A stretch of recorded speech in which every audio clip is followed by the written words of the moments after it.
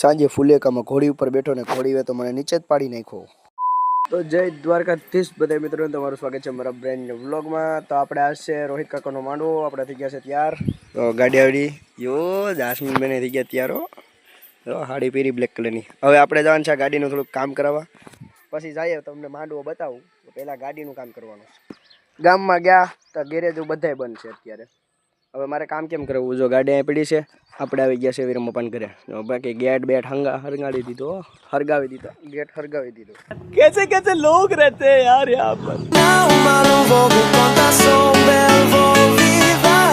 પછી આપણે અંદર આવ્યા હતા તો અહીંયા માંડવો રોપણ ચાલુ હતું અને આપણે તો માંડવા રોપણનું કંઈ કામ ન હોય એટલે આપણે સીધા બેસી ગયા જમવા.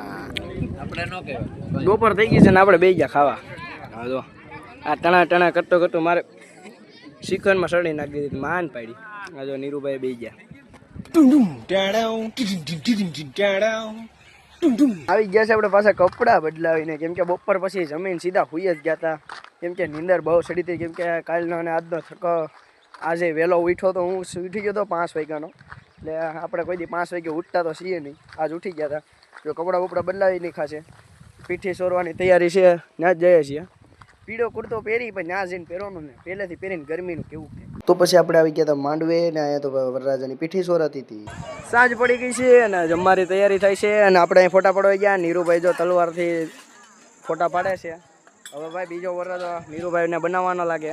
જો હે હજી વાર છે તો પહેલાથી તલવારના પોઝ આપે છે કે આમ ફોટા પાડવાના. કેમ ફોટા પાડવાના? ફોટા કેમ પાડવાના? આમ પાડવાના. હા જોઈએ એમ. હાલો અમે ઘડીક વાર ફોટા પાડી લઈએ. પછી જમવાની તૈયારી થઈ ગઈ છે. પછી બેસી જાય જમવા.